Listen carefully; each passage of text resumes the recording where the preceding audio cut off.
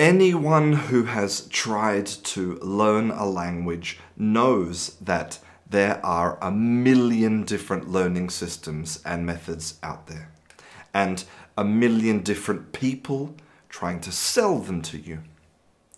But after a while, you will probably notice one idea that everybody seems to believe in, and that is the importance of input. Sometimes entire learning programs are based only on providing input and on the idea that input is the only thing you need to learn a language. The main reason this idea is so powerful is due to the influence of one man, Stephen Krashen, who is often viewed as a legendary figure in the world of language learning.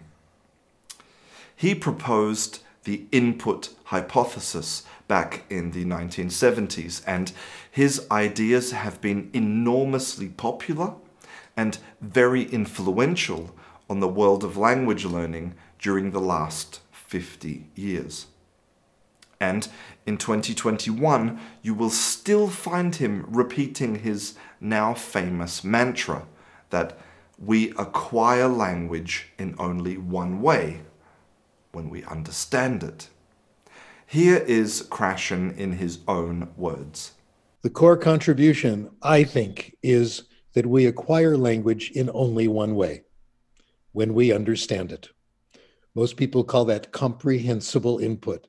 We don't acquire language when we speak. We don't acquire language when we study it. We don't acquire language when we memorize lists of verbs, etc., etc. We don't acquire language when we get corrected. All those things like grammar, vocabulary, are the result of getting comprehensible input. It sounds great, right? No speaking, no study, just input. It's the dream of any language learner. There's just one little problem with the input hypothesis. It's total. Now, I know this is dangerous ground because I am talking about a person that is highly respected, and his ideas are the foundation of a lot of language learning programs. But I truly believe in the principle of error correction, created by the great sociolinguist William Labov, who said that a person who becomes aware of an idea with important consequences that has errors has an obligation to talk about those errors with the widest possible audience.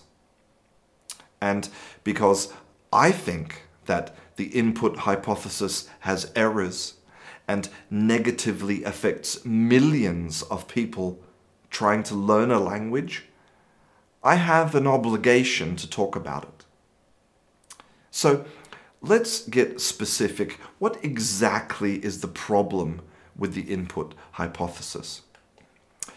The first problem is that the hypothesis can immediately be shown to be false by a specific but very common group of people called receptive bilinguals. They are people who have a highly proficient understanding of language, but they cannot speak or write it. This situation is really common among the children of immigrants. The family moves to a new country and the parents continue to speak the language of the old country, but the children will adopt the language of the new country. And in that situation, it's common that the children will be able to perfectly understand the language of their parents, but will have a varying ability to express themselves. Now, you cannot argue that these children are not receiving comprehensible input. And not only is it comprehensible, but it is meaningful. It is input from their own parents about their own life. Yet, some of these children cannot speak or write the language of their parents. And this is just one example of asymmetrical bilingualism. In fact, in general, bilingualism is misunderstood. It is extremely, extremely rare that people who speak 2 or more languages will have equal abilities in all of them.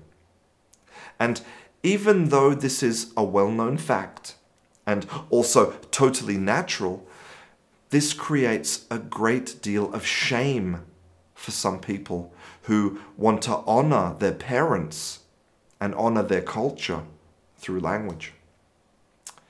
But the fact that people do not have equal abilities in all their languages is not surprising to me at all, because I know something that everyone knows if they take a moment to reflect.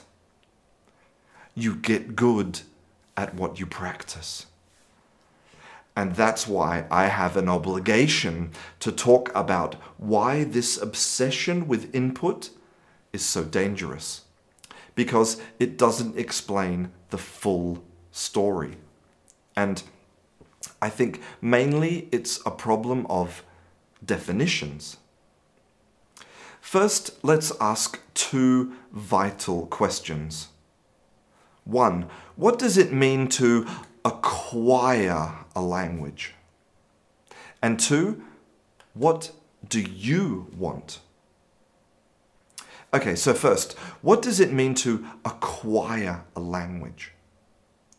If you define language acquisition, if you define knowing a language as being able to comprehend it and process it and understand it, then I suppose that the input hypothesis is correct.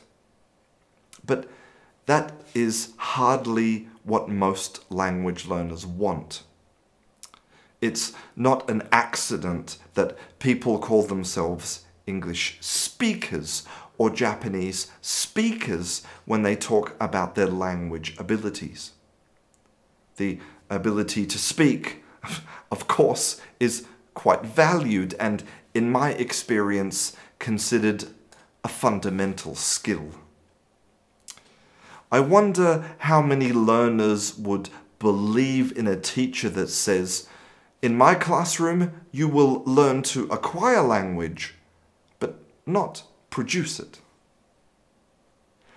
Let's do a thought experiment.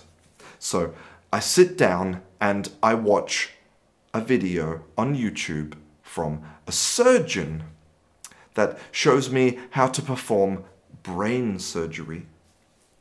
I totally comprehend the video and everything that the surgeon does. Have I acquired the knowledge of this operation? If not, how many videos would I need to watch before I acquired the knowledge? Is that knowledge useful? And how many videos would I need to watch before you feel comfortable with me operating on your brain? But apart from that, think about how the idea of selling the importance of input discriminates against a majority of the world's languages. The fact is that most of the world's languages have never been written down, ever. But we have all become indoctrinated into the idea that recorded language is king. That if it's written in a book or recorded as a podcast or put on television, then it is real language that needs to be digested. And once you've done that, you have acquired the language.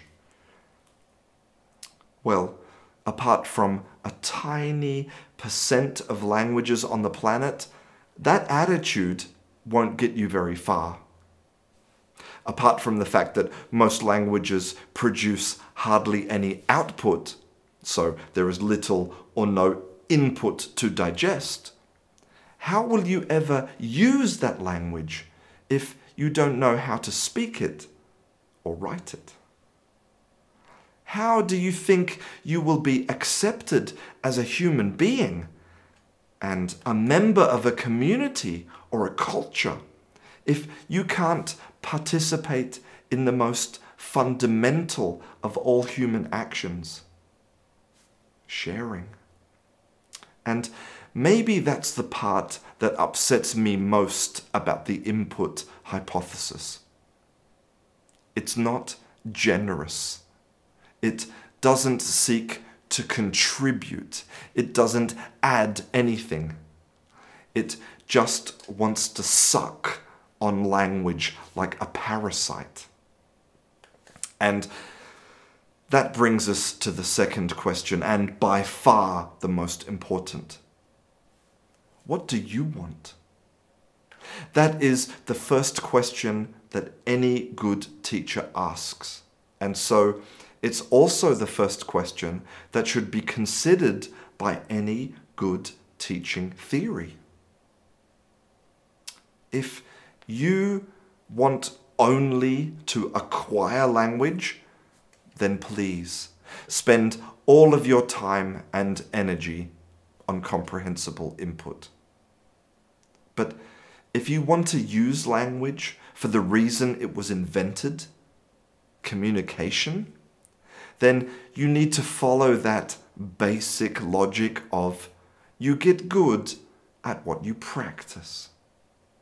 If you want to get good at reading, read more. If you want to get good at speaking, speak more. If you want to get good at writing, write more.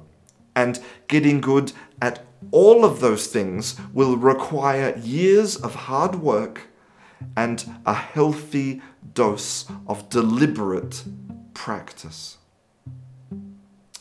Please don't let the promises of false prophets and prophets rob you of the gift of language, which isn't about understanding language, but about understanding other people and understanding yourself and making a contribution to society. Because now, more than ever, the world needs to hear what you have to say. I'm Christian, this is Canguro, and I'll see you in class.